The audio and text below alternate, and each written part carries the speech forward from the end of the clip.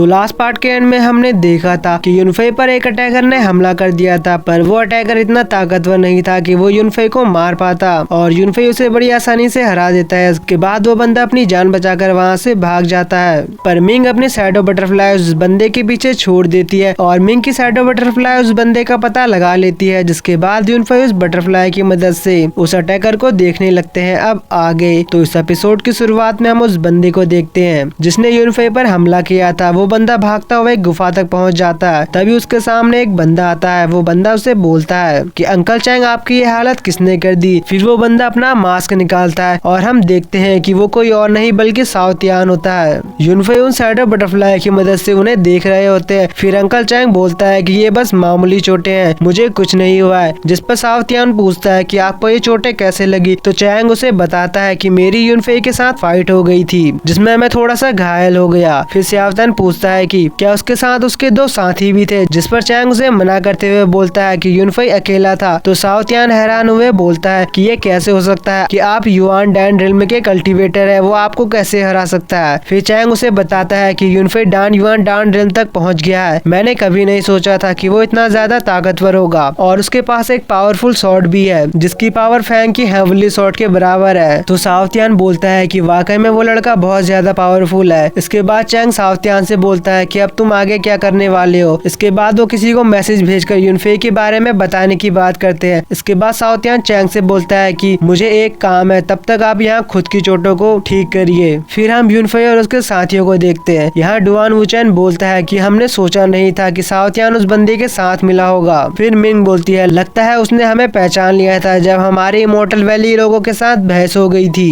इसके बाद मिंग कहती है लगता है वो बंदा तुम्हारी पावर को चेक करने आया था, पर मुझे वो 30 साल से ऊपर का नहीं लगता है। इसके बाद यूनफे कहता है कि इस बंदे का नाम लू चैंग है और ये उन 18 लोगों में से एक है जिसने मेरे पेरेंट्स पर 7 साल पहले अटैक किया था, पर साउथ यान मुझे उन 18 लोगों में से नहीं लगता जिसने मेरे पेरेंट्स पर हमला किया था। इसके बाद मिंग पूछती है कि साउथ यान कौन है, तो यूनफे उसे बताता है कि साउथ यान के फादर की डेथ इमोर्टल मैंशन में हुई थी। तो मिंग कहती है कि इसका मतलब साउथ यान के पिता उन 31 लोगों में से एक है जो तुम्हारे पेरेंट्स के साथ इमोर्टल मैंशन में गए थे। इसके बाद यूनफे बोलता है इस बार लू चैंग मेरी पावर चेक करने आया था और अब उसे मेरी पावर के बारे में पता चल गया है और अगली बार वो और भी ज्यादा ताकतवर लोगों के साथ मुझ पर हमला करेगा। हमें उसके लिए तैयार रहना होगा और अगली बार मैं उसे बचकर नहीं जाने दूंगा। फिर हम नेक्स्ट मॉर्निंग का सीन देते हैं जहाँ पर जिफान यूनफे के पास आता है और यूनफे से कहता है कि मैंने सुना था कि कल आप पर किसी ने हमला कर दिया, क्या आपको चोट तो नहीं लगी। जिस पर यूनफे बोलता है कि मैं ठीक हूँ और वो बस एक छोटा सा हमला था। फिर जिफान यूनफे से अपने साथ माउंटेन में चलने को बोलता है और यूनफे भी वहाँ जाने के लिए मान जाता है। फिर व्यू चेंज होता है और हम मास्टर फैंग को देखते हैं जो एल्डर जेन युआन से बोलते हैं कि कल रात जिसने हम पर हमला किया था वो अभी तक पकड़ा नहीं गया है, हमें सावधान रहना होगा। तभी यहाँ पर यूनफे भी पहुँच जाता है और मास्टर फैंग से बोलता है कि हम माउंटेन में जाने के लिए तैयार है। फिर मास्टर फैंग एल्डर जेन युआन से अपने साथ एक सैनिकों की टुकड़ी ले जाने को बोलते हैं। इसके बाद यूचैन भी कहती है कि फादर मैं भी वहाँ जाना चाहती हूँ, तो मास्टर फैंग भी इसके लिए मान जाते हैं। साथ ही वो यूचैन से बोलते हैं कि तुम्हें वहाँ अपना ख्याल रखना होगा। इसके बाद वो सभी एक जगह इकट्ठा हो जाते हैं। फिर जिफान सभी को बताता है कि माउंटेन में बहुत सारे जहरीले जीव है और इसके साथ ही वहाँ पर एक खतरनाक राक्षस भी रहता है, हम सभी को सावधान रहना होगा। जिस पर एल्डर जेन युआन बोलते हैं कि आप बस हमें रास्ता दिखाइए, वहाँ हमारे साथ जो भी होगा उसकी रिस्पॉन्सिबिलिटी हम खुद लेते हैं। इसके बाद जिफान कुछ मेडिसिन को बाहर निकालता है कि ये जहरीले जीवों के पॉइजन को खत्म करने की मेडिसिन है। फिर जिफान उस मेडिकल को सियाओसान को देता है और वो सभी को बांटने लगता है। तभी यहाँ पर यूनफे बोलता है कि ये सब मेरे पास पहले से है। फिर वो सभी माउंटेन की ओर चले जाते हैं। रास्ते में जिफान उसे बताता है कि 5 कलर लोटस हमें गहरी घाटियों में मिलेगा, पर वहाँ पहुँचने से पहले हमें कई सारी मुसीबतों का सामना करना पड़ेगा। साइक्लेडिक फॉरेस्ट है, इस फॉरेस्ट के अंदर एक इल्यूजनी ट्री है जो एक अनोखी गैस को छोड़ता है और वो गैस लोगों के माइंड को कंफ्यूज कर देती है। और इस फॉरेस्ट के अंदर एक बहुत ही ज्यादा पावरफुल डीमन पाइथन भी है। फिर व्यू चेंज होता है और हम एल्डर को देखते हैं। उसमें से एक एल्डर बोलता है वो जिफान वाकई में एक चालाक इंसान है, उसकी इतनी हिम्मत कैसे हुई कि वो इतनी जल्दी माउंटेन के अंदर चला गया जबकि हमारे लोग यहाँ आए भी नहीं है। इसके बाद दूसरा एल्डर बोलता है कि हम उस माउंटेन में चले भी जाते हैं तो भी हम उस लड़के से जेड स्लिप को हासिल नहीं कर पाएंगे। फिर दूसरा एल्डर बोलता है अगर हम उस जेड स्लिप को हासिल नहीं भी कर पाए तो हमारे पास उस 5 कलर लोटस को हासिल करने का मौका होगा।